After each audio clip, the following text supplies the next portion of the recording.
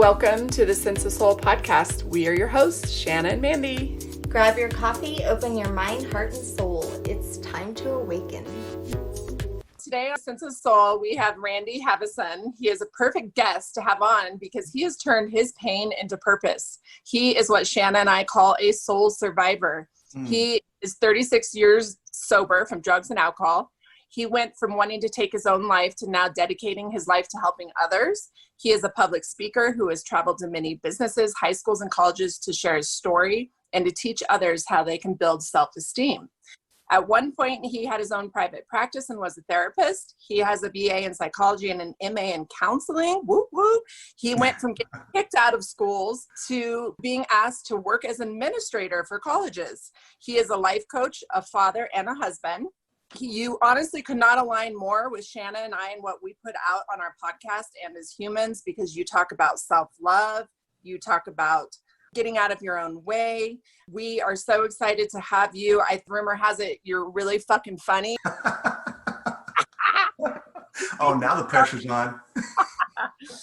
Yeah. Welcome. I am so honored to be here. This is going to be so much fun. You know, I get a lot of these podcast requests to be on shows.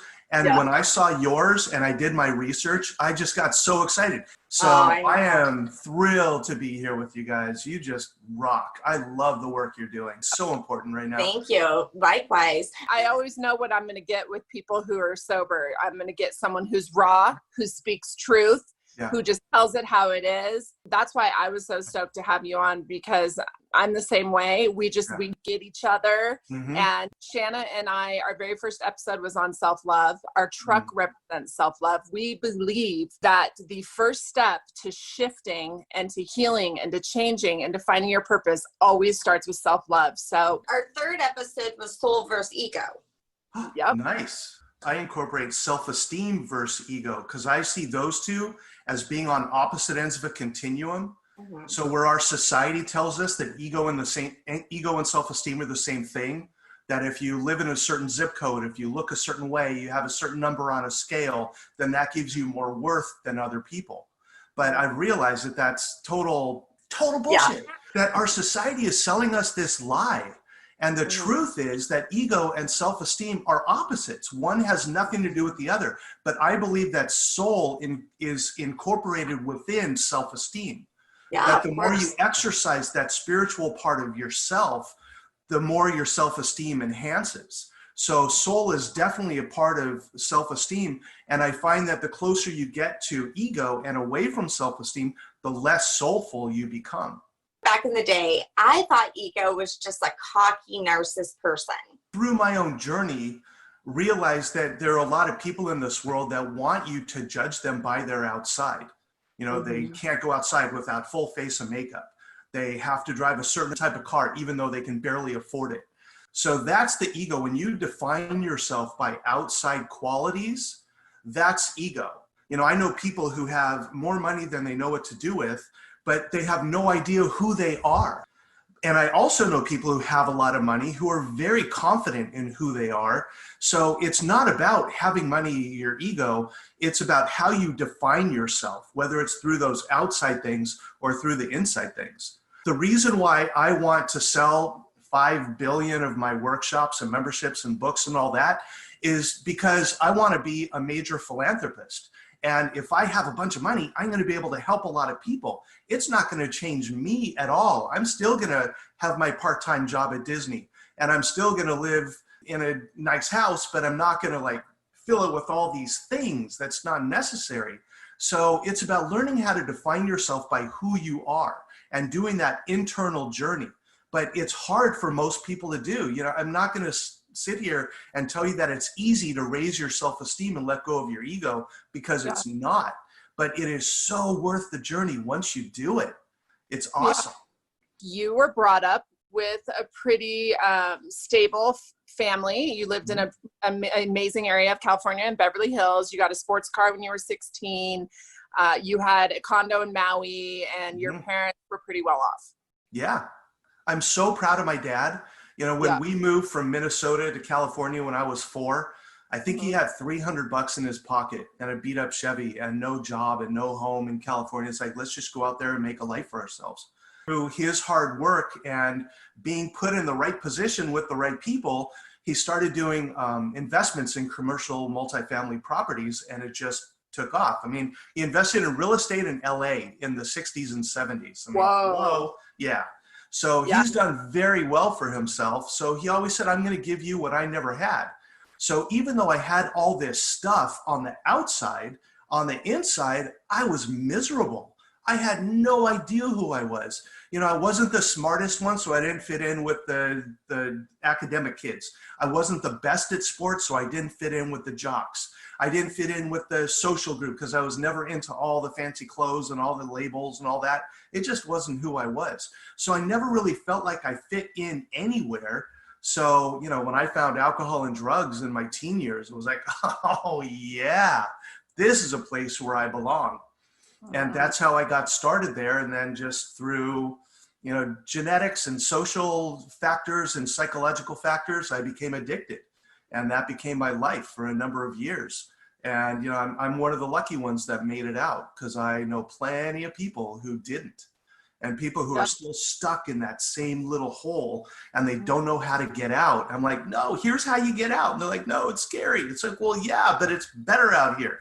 But taking those first steps is so difficult. But I am here to tell you, and you're proof of this too, that once you take those steps and start getting out of that hole, there's a whole new life out there, and it is amazing. My addiction and your addiction both brought us to a very dark place of not wanting to live.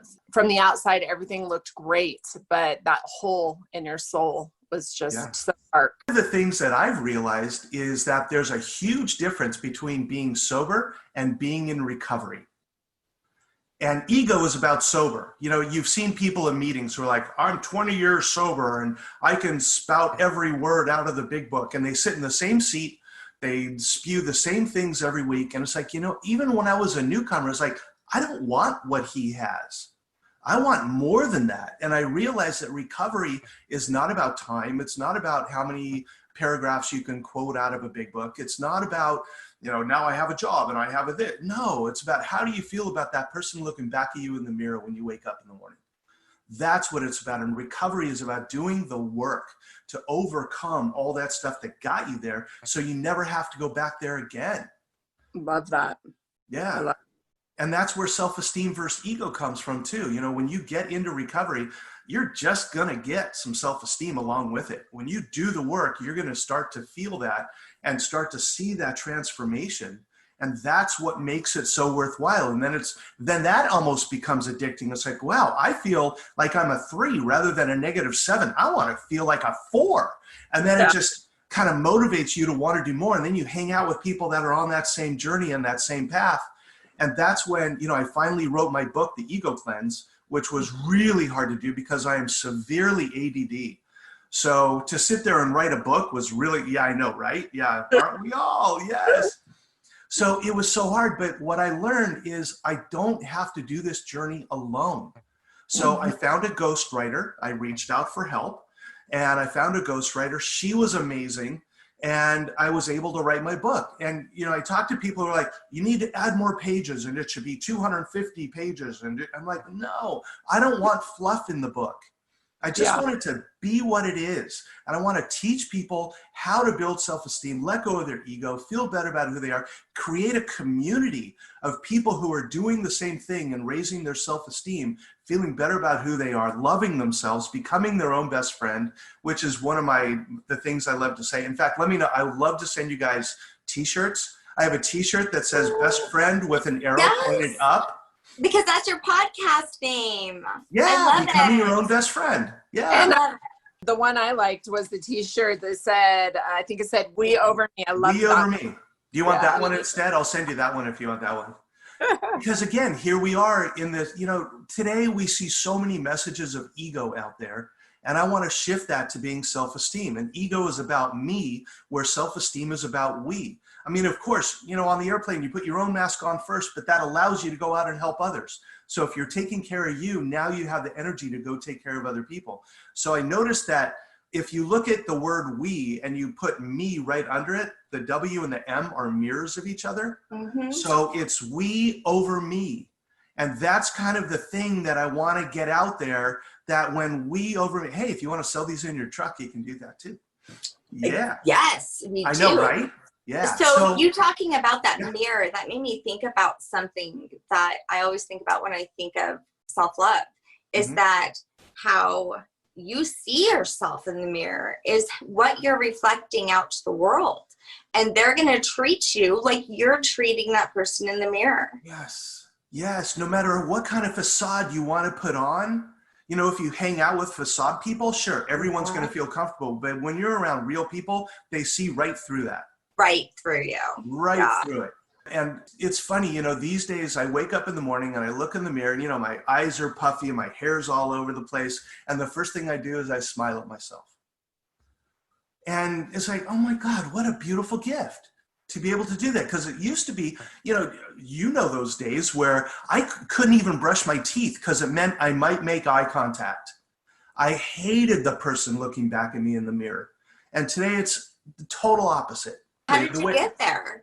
That's the hard part. You know, some of my mentors that I found when I first got sober, one of them, I don't remember which one, he said, how long did you drink and use? I said, 9 years. He said, so give yourself 9 years to get back to like a baseline.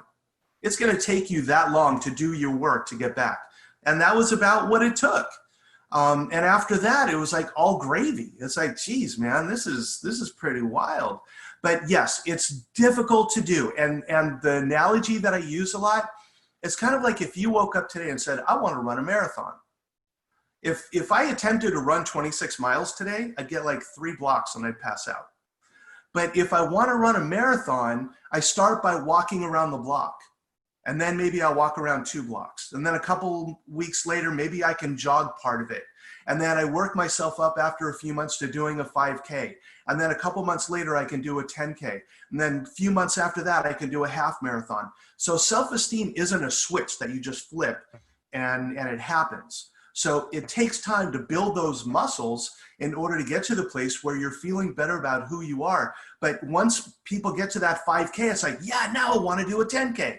You find that motivation along the way. And that's what I want to help people do, is give them the tools to start the journey, but I am not able to do it for them. You know, that's why it's self-esteem.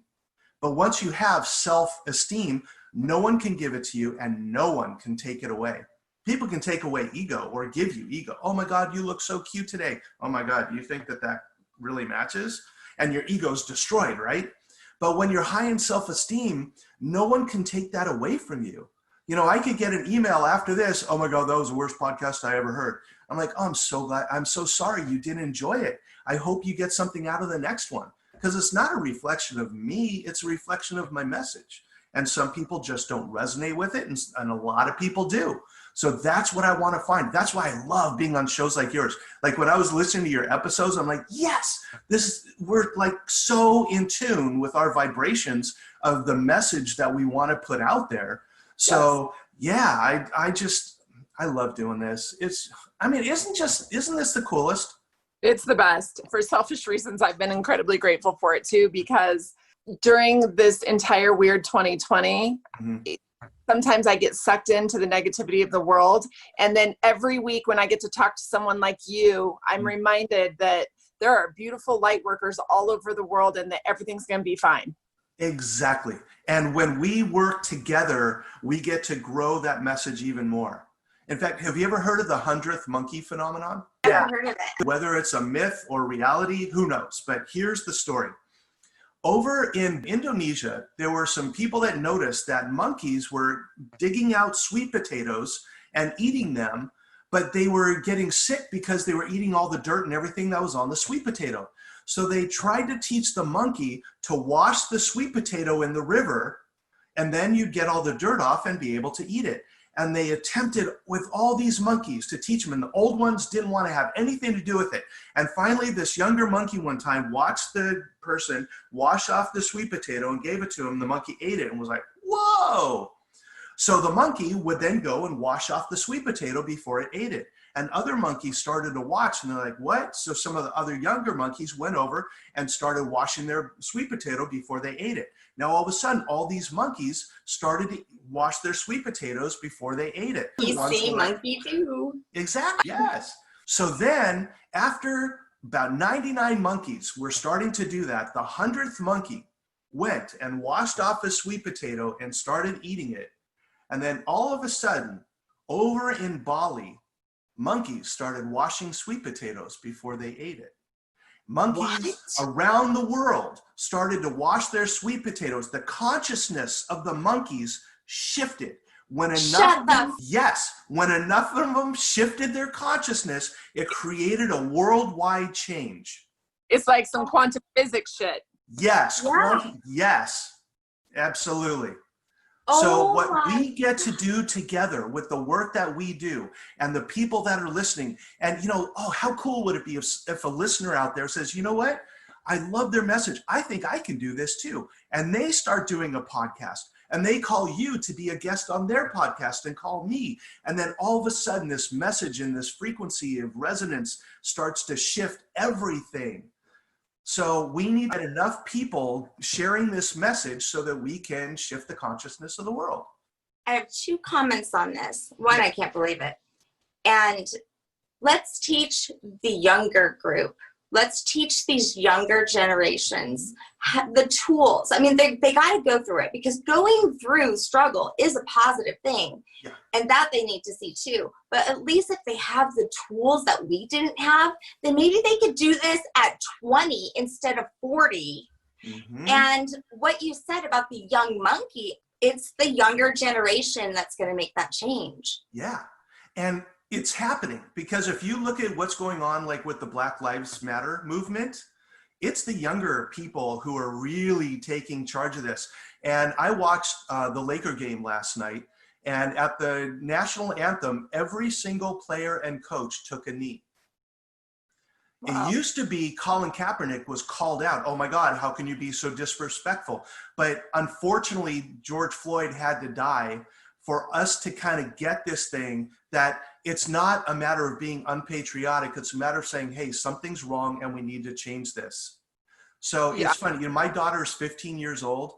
She is such a strong advocate and activist for the Black Lives Matter movement. And when she's on her little social media stuff and someone says something, she like pounces. It's awesome. I love to see that. These kids are really starting to see that things haven't been right and they need to shift. I am very hopeful for this generation. I really feel like this whole COVID thing is like a pause button, because it's like we're heading towards some serious shit that's going down. That's really not good. Let's pause this, kind of take matters into, look at what's going on. And again, we're seeing the ego people. I don't need to wear a mask. We're seeing the people, I'm just going to take care of me. I don't have to worry about you.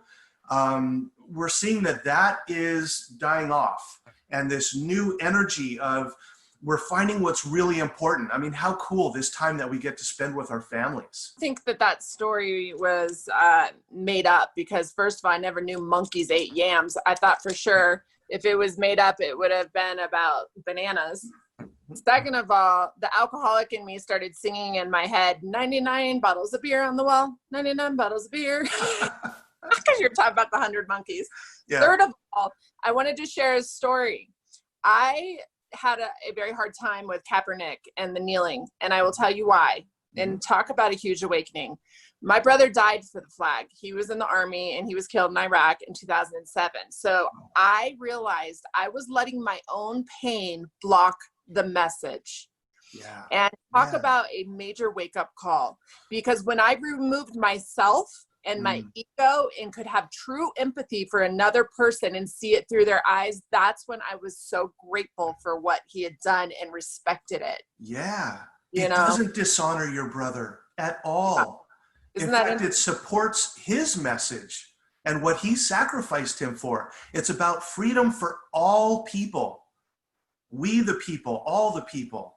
And that's what he sacrificed his life for. And I'm really sorry for your loss. I mean, it's tragic whenever you hear those stories. Just that message of right now, we all need to remove ourselves out of our own pain and our own ego, see the bigger picture of what's going on. Absolutely. And that's why what you're doing here is so important, and Yeah. why I really want this ego cleanse movement to kind of take off. I love it. Yeah, I have a Facebook page for the ego cleanse, and I want people to get it and share your successes and the things that aren't going well so you can get support from others. Let's do this together. But also just awareness and being present is very important in Huge. being able to pause. We were just talking about as a country, but just being able to be present, trying to decide, is this coming from the ego, or is this coming from my soul, or is this mine? Is this your shit? Is this my shit? There's just that awareness piece. How do you feel about that? Oh, I'm fully in agreement with that. Part of this, looking at ego and self-esteem as being opposites, what that allows us to do once we know that that's what it is, when something comes up or something happens, we go, oh, wow, where is this on the continuum? Is this more of an ego thing? Like you were able to say, I realized that came from an ego place, not an esteem place. So now that you know the definition, you can place things on that. One of the things I also talk about, it doesn't matter to me so much where you are on that continuum. What matters more is which direction you're pointed in. Are you doing things today that are reinforcing your ego, or are you working real hard to let go of that and working towards a higher sense of self-esteem? But when something comes up during the day, you can evaluate, wow, is this an esteemable act, or is this purely out of my own ego? So now that you're able to see that, now you can really evaluate. And the book and my workshop and all that is meant to help people, give them the tools so that they can raise their consciousness and raise their self-esteem level so that they're more aware of what's going on. Love it. Yeah, thank you. Would you say self-esteem and self-love are the same thing? Oh, yeah. I think these words have been given definitions that aren't true to the words. Right, because we have them connected with each other, ego and self-esteem. But some of the differences that I talk about is ego is cocky, self-esteem is confident. Mm-hmm. But people who are big in ego see confident as cocky. Mm-hmm. But again, if I know that it comes from a place of confidence, no one can, oh, you're really cocky. It's like, I can see how you would think that, but I know that it's not. Another huge difference. Oh, Mandy, you're going to like this one. The difference between humility and humiliation. Okay. The same thing happens to two people. One of them is humiliated by it. One is humbled by it. The ego, I'm humiliated. Oh my God, what are people going to think? How is this going to look for me? Whereas I'm humbled by this. Wow, I made a mistake, but I want to learn from this so that I don't do it again. Huge difference. Same thing happens to two people. One is humility. That's self-esteem. One is humiliation. That's ego. I love it. Wow, I love that. Yeah. So one of your favorite quotes is one of mine. What other people think of us is none of our business. Love that one. Yeah, I know, right? I used to go to conferences and I do a presentation and I get evaluations afterwards. And I look through them and, back in the olden days, let's say I got 100 evaluations. 80 of them were saying, oh my God, this is really great. You changed my life. I got so much out of this. 15 would be, I've heard it before. And 5 would say, oh my God, that sucked. That was the worst presentation. It was a total waste of my time. And I go, oh my God, they didn't like me. I need to change this. I'm like, wait a minute. This is 5 out of 100. 80 of them said, this is great. Why would I want to change just to make 5 people happy? If I make them happy now, 80 people are going, whoa, where's Randy? So I don't, if it's the other way around, sure, I have some changes to make. My behavior early in my sobriety, I had a lot of people that I respected saying, Randy, you can't do that anymore. That's not cool. You can't talk about, they're not chicks, they're women. I was like, oh, okay. And I had to learn how to respect other people, but it came from respecting myself first. Once I did that, then I could respect other people.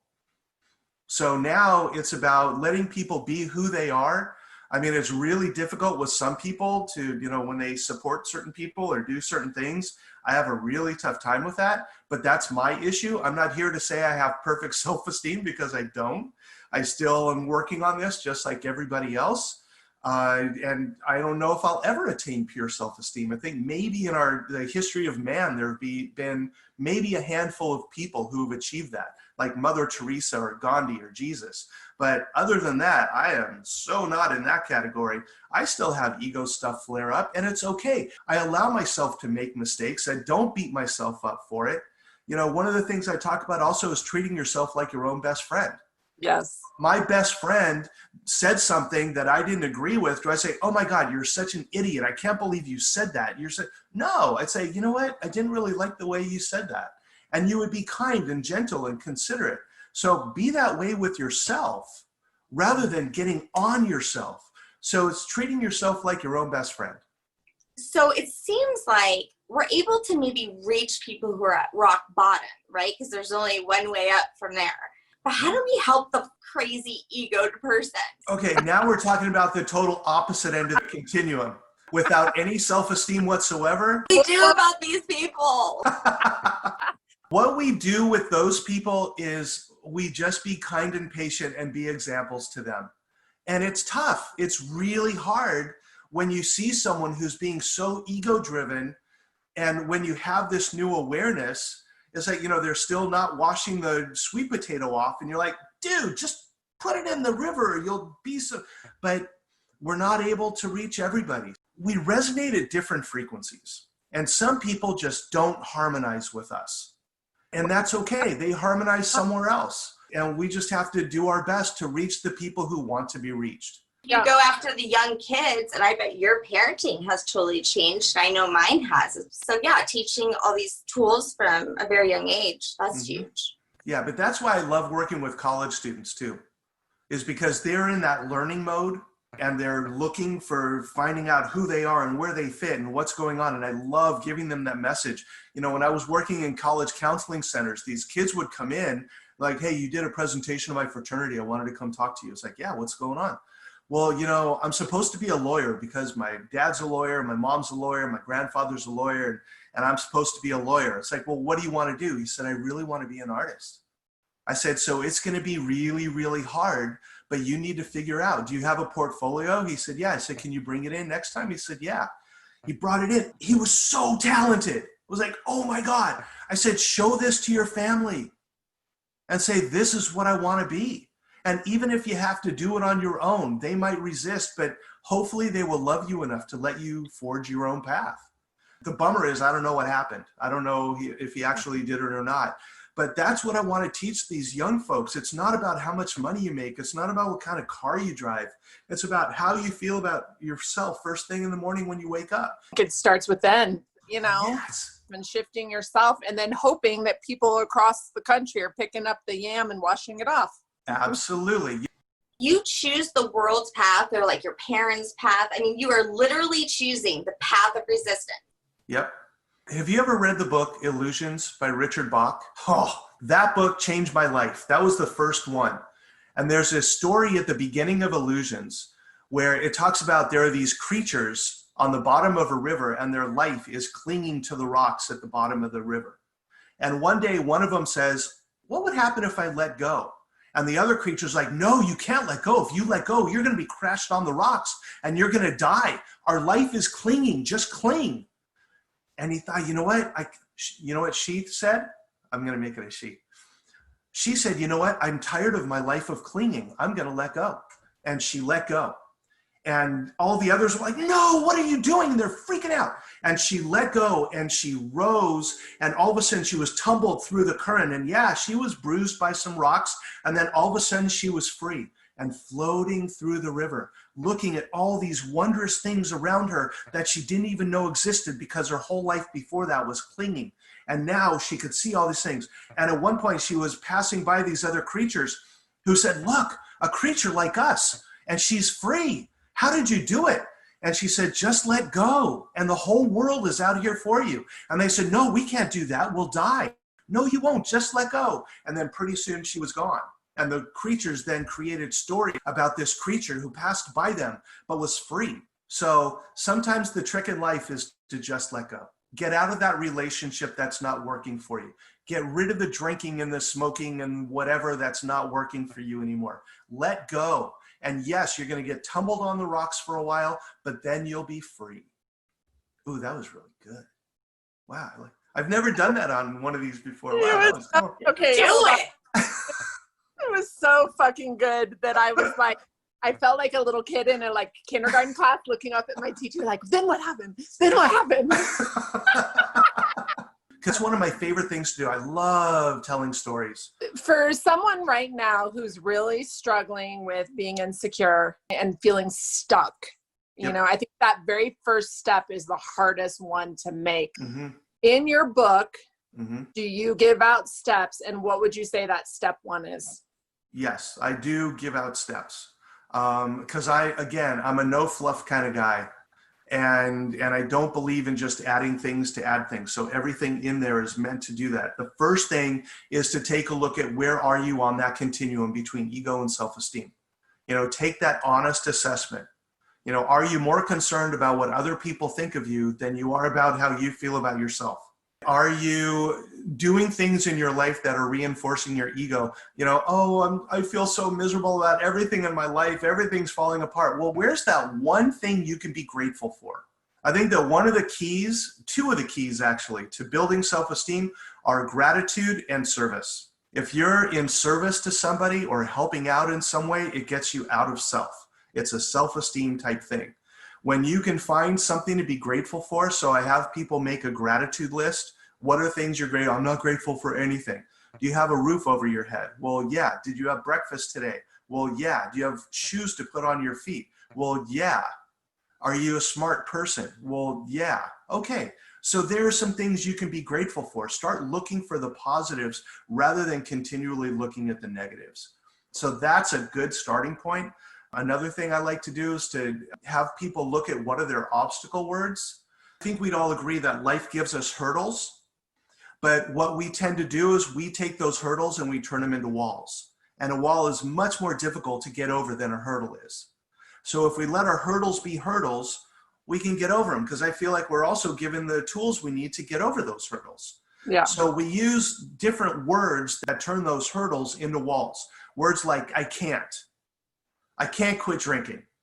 Really? Well, you just turned that hurdle into a wall, because it's not, I can't, it's, I'm not ready to, or I'm afraid to, or I don't know how.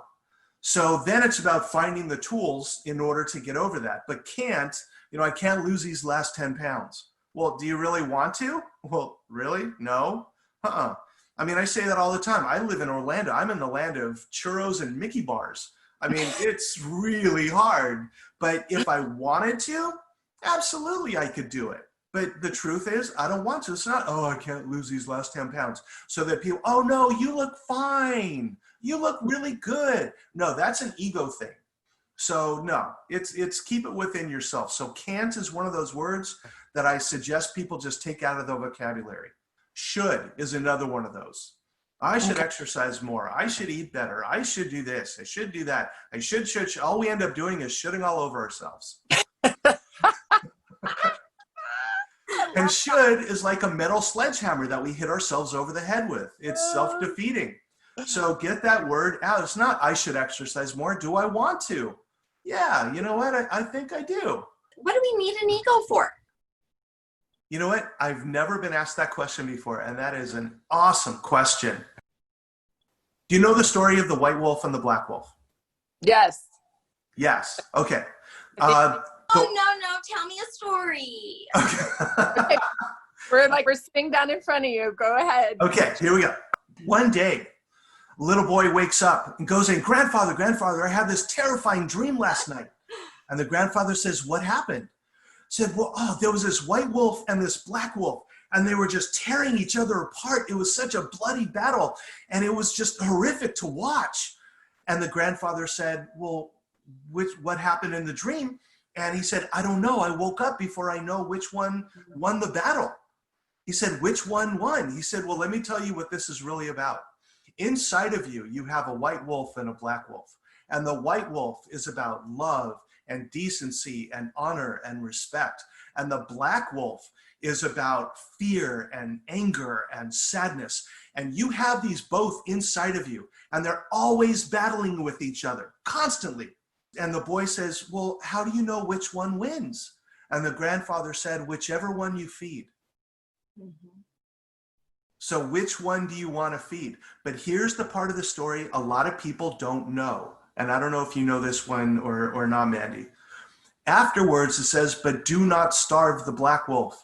You have to feed it every now and then. A starving animal will lash out even worse and more violently. Make sure the black wolf is fed to the point where it's okay, but feed the white wolf more. But do not neglect the black wolf. Dude, my daughter would love your podcast. She says that no kid's going to listen to ours because we cuss too much. She's 8.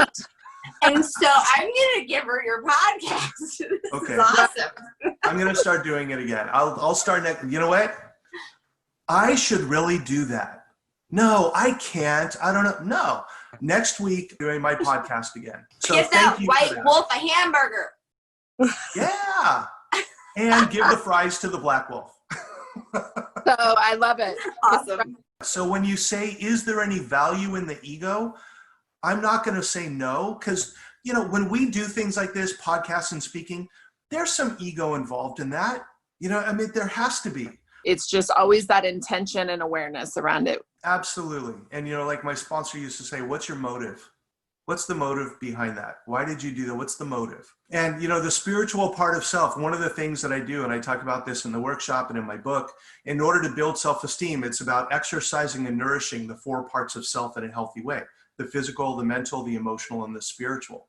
And it's important not to overcompensate for one because of a lack in another. Gotta have balance. What's your hope for the world? What's the hope for? I'm in love with you wanting to make this a massive movement. That is the goal. That I see us living in this ego-based society and this ego-based world. When you look at all the conflicts that are out there, the wars, the domestic violence, the bullying, the addiction, political, all of that stuff, it's ego-based and it's not self-esteem based. So my mission, what I'm really looking to do, and I don't like little small goals, this is a big goal. I want us to have a more self-esteem based society. I want to see 2 teams battle it out. And then at the end, I love when they can shake hands with each other. Hey, good game. Because it wasn't about really who won. It was about let's do the best we can. I think if we had a more self-esteem based world, there'd be no war. There wouldn't be famine. We'd find a way to feed people. We would find a way to do these. It's not about, I want more for me. It's like, let's share this with other people. If I have $30 million, I'm giving away 29 of it. One of my major goals is I want to be a philanthropist for foster kids. This is a population in our society that they didn't cause the situation they're in. This was done to them for whatever reason that their parents were in the situations they were. And a lot of them have very low self-esteem. And I want to help them to raise their self-esteem. And even though foster kids get free tuition to college, they don't get help with their housing and their food and books and all the other things. So my foundation, once I get to that point where I can do one, is to provide housing and food, like a dormitory almost, for foster kids, wherever they want to go to school, to help them to do that. And I want to give them my book. And I might even put that on my website. If you're a foster kid, I want to give you a book. I want to give you the workshop. Just because you were born into a situation that really sucked, that doesn't mean you suck. That means you have potential and you can really make something of your life. Your starting point does not define your end point. Loved how you said that you believe that not feeling good enough is the most deadly pandemic known to man. Yeah, absolutely. That not good enough, because we're always comparing. Anytime you compare you to somebody else, that's ego. Anytime you compare you with anyone else, that's ego. Because if you compare yourself with someone else and you feel like you're better than them, ego. You compare yourself to someone else and feel you're not as good as them, ego. The reality is we have 2 pandemics going on in our world right now, big time. And you're right. I do think that is probably the worst of the 2. Yep, I agree. You're the immunization to it. No. You know what? We are the immunization to that. We're the monkeys. Yeah. Hey, we're the monkeys. Yes. See, that's the whole thing. It's about we. It's not about me. It's about the message. You know what? I just want to take a moment to say you have done a lot of shit with your pain. I mean, seriously, I was like MA, BA. He was a life coach. He had his own private practice. He wrote 2 books. He travels and he's been on TED Talks. And he works at Disney World. Hello. And fucking works at Disney World. Oh, it's awesome. Yeah, good for you. Oh, do you want to hear the coolest story of all about my Disney job? You have to start off with Once Upon a Time. Okay. Once upon a time, I moved to the land of Orlando. And I thought, if I'm going to live here, I want to work for the mouse. Mm-hmm. Yes. And I thought, well, what do I want to do? I thought, okay, it's Florida. I don't want to be outside. So I'm not working in a parking lot. I don't want to work at midnight. What do I want? And I thought, oh, I'm a Disney Vacation Club member. I wonder if I could drive a van for DVC. So I applied for a job and I got the job. I'm a van driver. So I drive people from the parks or the resorts over to the DVC sales center. And after their tour, I take them back to the park or to the resort, and I get to talk to them about Disney and Disney Vacation Club and where you from. It is so much fun meeting these people. I love the people who get in my van. I bet they love you. So much. It's so much fun. And one time I had a mom, dad, and a little boy in the van, and we were talking, and I said, so how old are you? He said, I'm 7. I said, oh, 7's such a great age. What grade are you in? He said, I'm in 1st grade. I said, do you like school? Oh, I love school. I'm going to go all the way for my master's degree. I said, wow, that's great. I said, I have a master's degree. And he went, what? You have a master's degree in van driving? Yeah. From his perspective, I'm a van driver. That's interesting. And some of the people who get in the van, it's like, oh, I'm not going to talk to you. You're just a van driver. It's funny to see the attitude. That reminds me of one of your favorite stories that you said on one of your, I think it was a YouTube or your TEDx, about people's perspective towards a janitor and a CEO. Yeah. I love that story because our society has made us think that one is worth more than the other just based on this title. When we moved here, we built a new house, and every day I would come by the house and the electricians would be there. I'm like, oh my God, you guys, thank you so much for the work you're doing. Can I buy you lunch today? They're like, what? Yeah, do you want pizza or Wendy's? Pizza, okay. What kind do you want? And I would buy them pizza, and then the plumbers would come and I'd buy them lunch, and I'd bring water and all this stuff. And I remember our realtor came by the construction site one day and said, I don't know what's going on at your house. I have never seen a construction site that clean before. Yeah. I'm like, wow, cool. And when you're nice to people, it just comes back to you. I wasn't expecting anything. Right. Like, it always blows me away, like with teachers. I mean, we should value them so much. They take care of our children all day long. They should be paid probably more than anybody else. As much as doctors. I agree. I've said that same thing. I totally agree. I have the golden question for you. Ooh, okay. You say that anything is possible if you get out of your own way. How do you get out of your own way? Oh, that's a simple one. By raising your self-esteem. Okay. It's ego that tends to keep us back. It's ego that keeps us stuck. But when we love ourselves and become our own, if you see your best friend that's stuck with something, do you just say, okay, well, you're stuck, or do you do whatever you can do to help that person get unstuck? That's the whole thing, to love yourself enough that you're going to do what's necessary in order to get yourself unstuck. And that's why I want to lay out a toolbox for people and say, look, here are the tools you need. Do this and your life will get better. It's a guarantee. I say this all the time. If you do the things in my book and your self-esteem does not get better, I'll give you your money back. And so far, I haven't had to give anybody their money back. Awesome. Thank you so much for writing that book and for making that intention for the world. I hope that it's like the monkeys and that it spreads. Oh, I hope so. I really feel like, I've been given a second chance at life. I should have been dead 100 times. So the gift of life that I have, I'm grateful every single day. Every day I'm on my knees, first thing, thank you for the gift of a new day. This is what I'm supposed to be doing. I mean, I have a knowing that one of the reasons why I was spared, one of them is to have my daughter, and the second one is to be able to spread this message. That's my purpose. Where can our listeners find you? I also know you're doing a workshop right now because of COVID, correct? Yeah, I was going to start doing in-person workshops, but I thought, why not just put it online? And you know what? For any of your listeners, it's only $10 for you. If you're friends of this podcast, then it's $10. It's a very simple website. I want to keep things really, really simple. randyspeaks.com. Randy That's with a beautiful. Y. And your podcast is called, one more time, Becoming Your Own Best Friend. Yeah.